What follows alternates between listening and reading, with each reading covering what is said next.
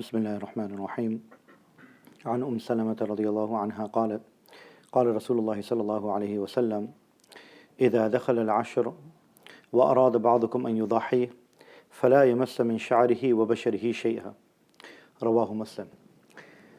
Salama radiallahu anha narrates that Rasulullah sallallahu alayhi wasallam said that when the 10 days of Dhul Hijjah enter, and any one of you who intends to do udhiyah, the actual sacrifice, he should not touch his hair or his nails. This hadith is in Muslim. So Rasulullah sallallahu alayhi wasallam in this hadith is mentioning that anyone who intends to do udhiyah, whether it's compulsory or somebody just wants to do it, because there's sometimes where a person, he might be in debt, he might not have to, it might not be compulsory on him or her to do it, but if they would want to do it, even then this would apply, that they should not do this. What is this? Do not cut your hair and your nails. Rasulullah sallallahu alaihi wasallam in this hadith is mentioning something which teaches us two basic things, very important. First and foremost, that this hadith, according to all the scholars, is not compulsory. Meaning if a person still cuts their hair or their nails, it's okay.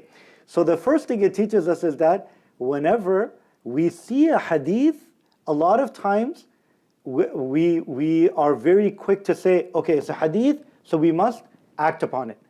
The scholars, they mentioned this very beautifully. They said there is a difference between a hadith and sunnah. So hadith is a hadith until we're supposed to exercise it, then it becomes sunnah. So every hadith is not sunnah, every sunnah is a hadith. That's why sometimes we even see that there might be something that's being done and a person starts questioning, we don't find this, or Rasulullah sallallahu alaihi wasallam did not do this, or it's not in the hadith, show me the hadith. Sometimes, okay, Rasulullah sallallahu alaihi wasallam might not have done it, but the Sahaba might have done it after that. So because of that, it became the sunnah, because the Sahaba chose that action to exercise. So the first thing is that just because it's in the hadith, it doesn't mean that you must exercise it. There are actually Quran ayahs which tell you explicitly that you should do something, and unanimously agreed upon by all the scholars that you don't have to do it. For example, Allah subhanahu wa ta'ala says in the Quran, the longest ayah, إِذَا تَدَايَنْتُمْ بِدَيْنٍ إِلَىٰ أَجَلٍ مُسَمًّى فَاكْتُبُوا. That whenever you're doing any type of worldly transactions, that is going to be, the payments are going to be on a credit basis, then faktubu, make sure you write it down. No scholar says, even the Quran says uktub, uktubu.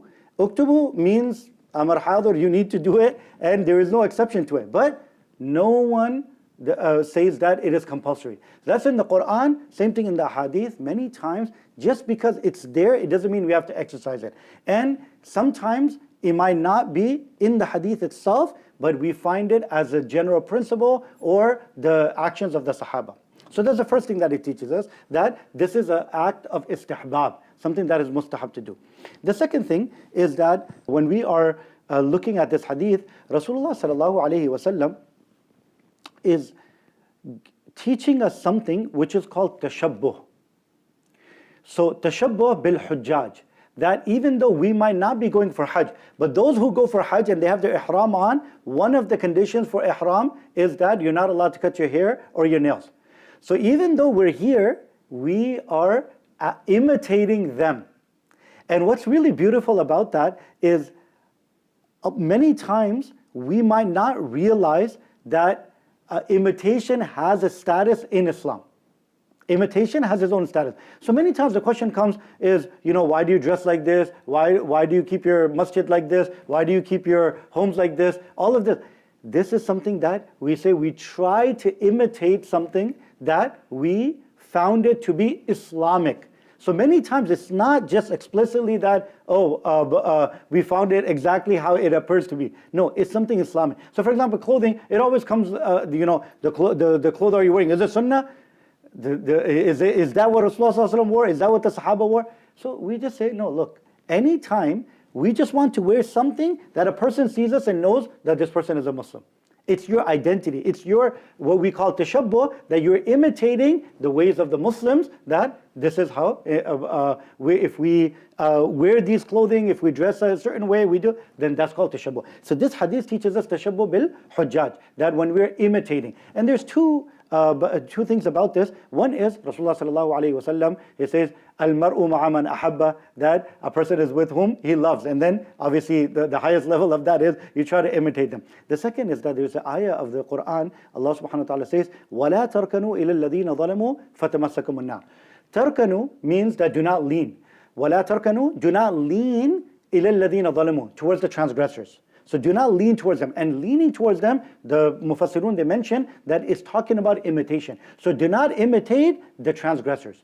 So the people that are disrespecting Allah subhanahu wa ta'ala, that are disobeying Allah subhanahu wa ta'ala, they are going against the teachings of Rasulullah sallallahu alayhi wa sallam, do not lean towards them. And leaning in this case, the Mufassirun, they mention that is talking about imitation. So do not imitate them. إِلَى الَّذِينَ ظَلَمُوا فَتَمَسَّكُمُ النَّارِ. Allah subhanahu wa ta'ala says, if you lean towards them, you imitate them, what would happen?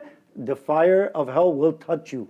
So if you lean towards them, then the fire will touch us. If we completely do what they're doing, then obviously that is something that we need to refrain from. So in this hadith is talking about the first 10 days of Dhul Hijjah, that once, even though there are not restrictions, like Ramadan, we're fasting, there's other restrictions of i'tikaf and others, even though there's no other restrictions, but if we're planning to do udhiyah, then Rasulullah sallallahu alaihi wasallam said we should imitate. So it will start from the eve in which we would sight the moon, the crescent, from that time. So when Dhul Hijjah starts, all the way until we actually sacrifice the animal. Once the animal is sacrificed, then we would be able to cut our hair and our nails. And again, this is an act of istihbab. If somebody would like to do it before, it is okay, but this is just something that Rasulullah sallallahu alaihi wasallam is telling us about imitation. May Allah subhanahu wa ta'ala give us the ability to exercise all of this. May Allah subhanahu wa ta'ala give us the ability to hold on to these core principles of Rasulullah sallallahu alaihi wasallam and the Sahaba radwanullahi ta'ala majma'in, to keep us connected with them. Subhanallah bihamdi, subhanakallah bihamdi.